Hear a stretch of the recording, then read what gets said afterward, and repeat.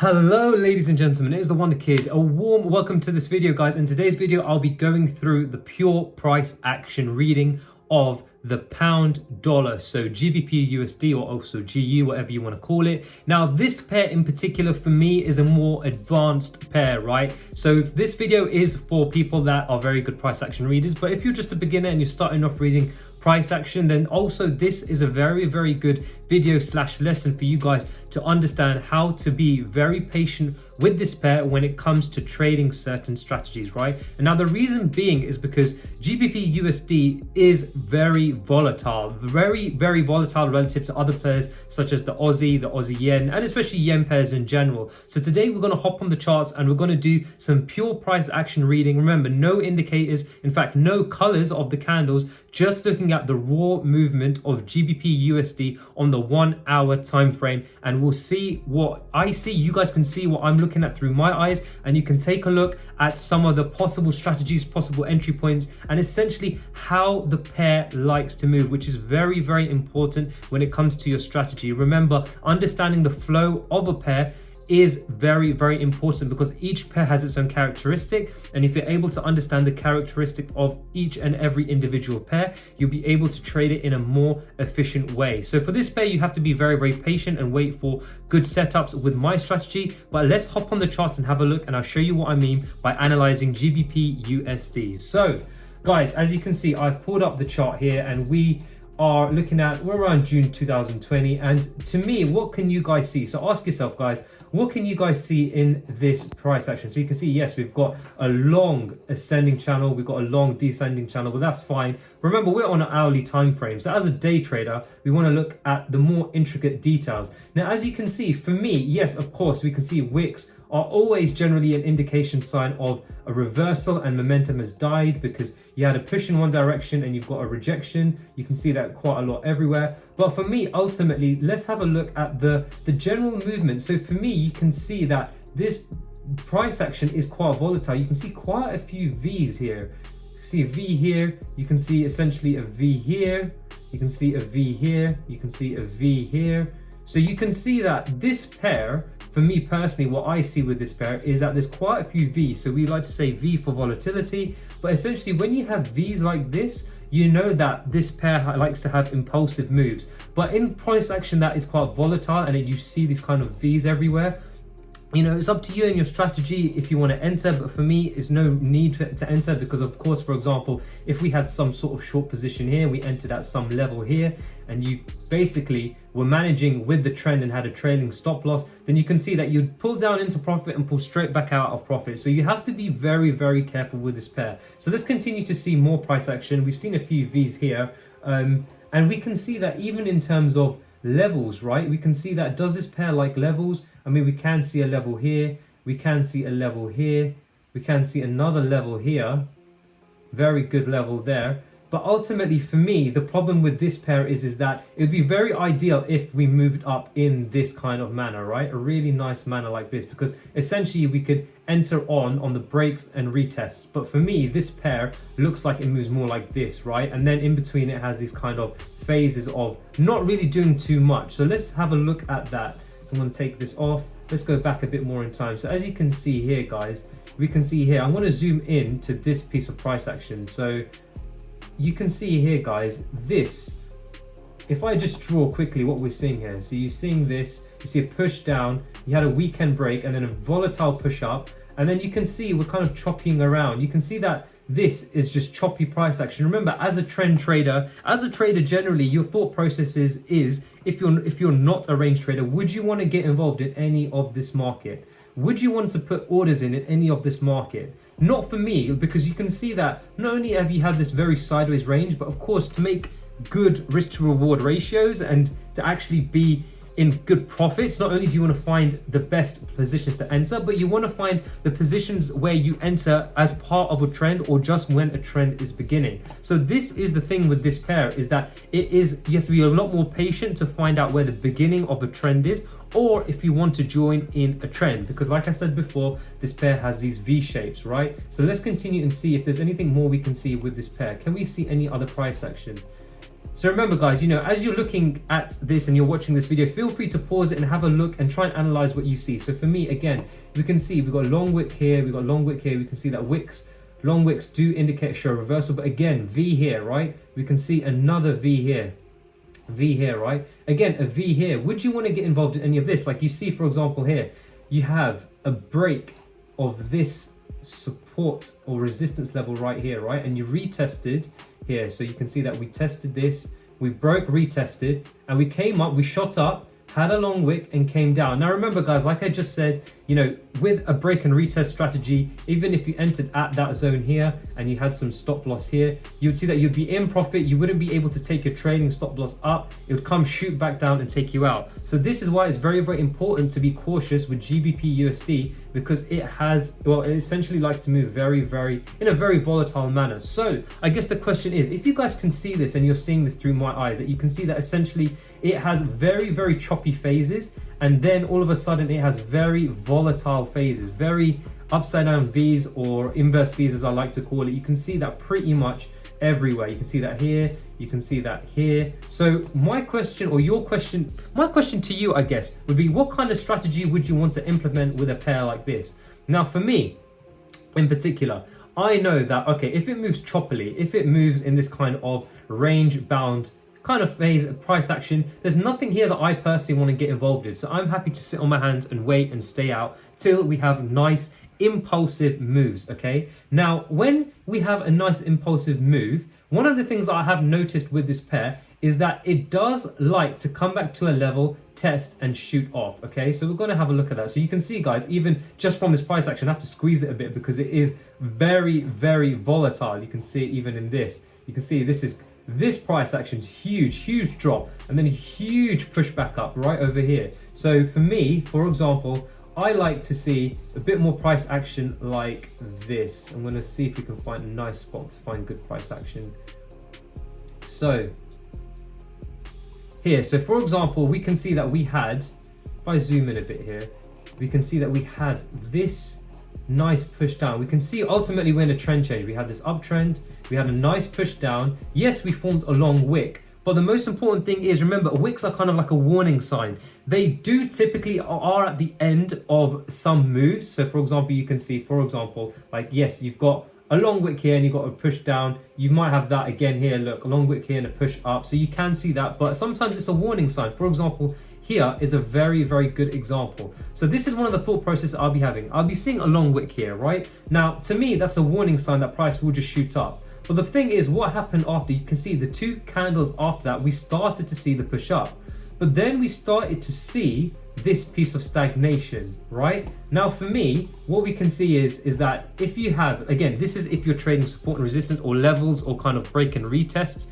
In GBPUSD, you have to be very careful with this. So for me, we can see that we clearly have this kind of support / resistance over here. I'm sure even if we widen this out, you'll see it. Look, if I zoom out, we can see that this level does exist across this line. Can you see that, guys? I hope you guys can see that. We can see that it is quite strong. You can see, look, it's been tested here, tested here, tested here, tested here, tested here, tested here.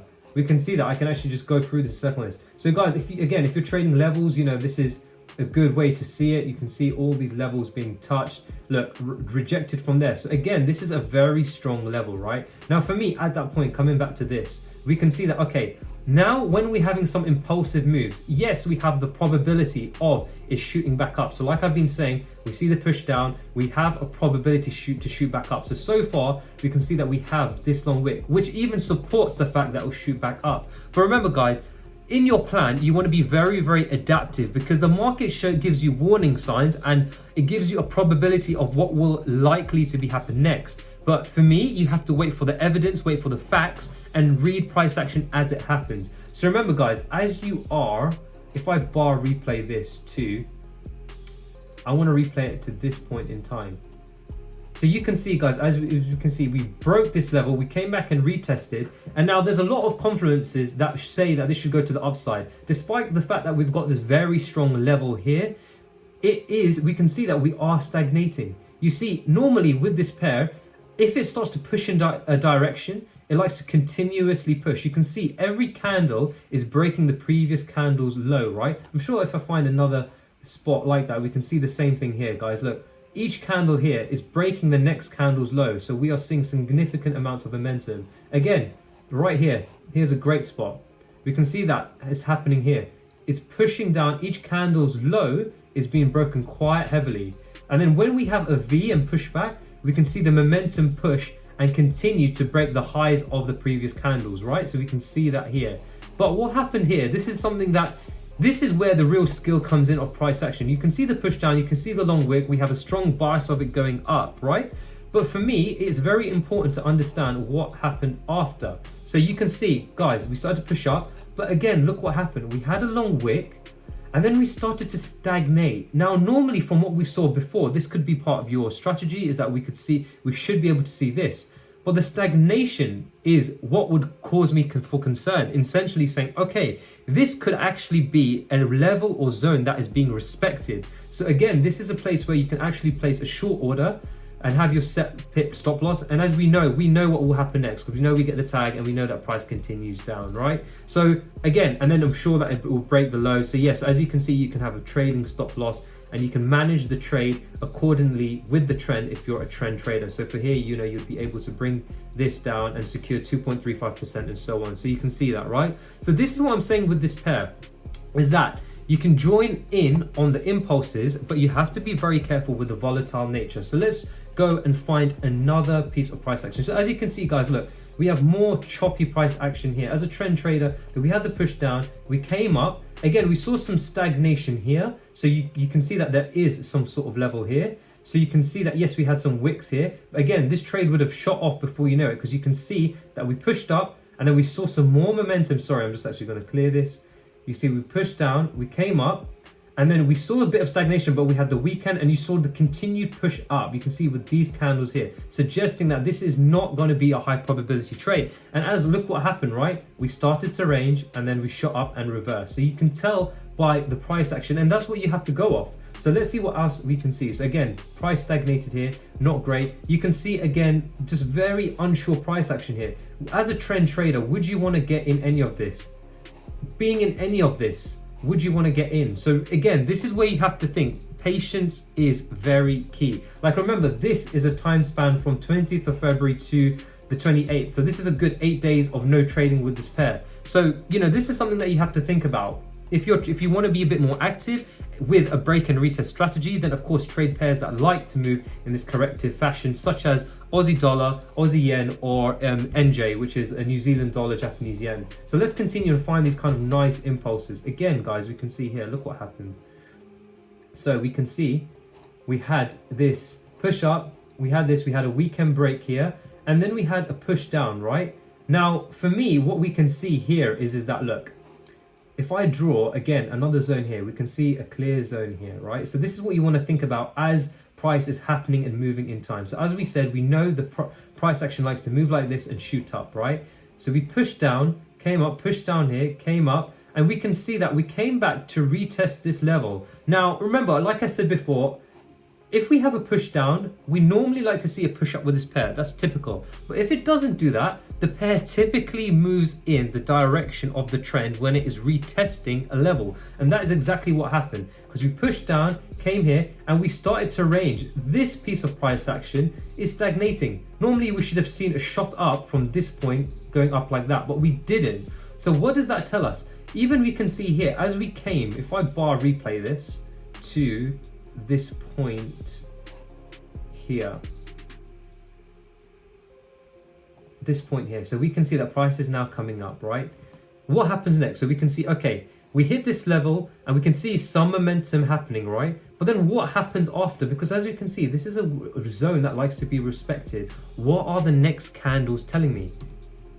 So this started to stagnate and this started to stagnate. Now what is this telling me? This is telling me normally the momentum should have continued up, right? At the very least, but it didn't. So because of the 2 candle stagnation, you should know that in your plan, if we see a push down and we have some price stagnation, then of course be willing to take a short order, right? Again, like I said, this is for like a break and retest strategy, very simple way of explaining things. And then as you can see, the next orders would have tagged you in, or should have, this was just a bit lower and at a certain point, and then price would have gone off in your intended direction, right?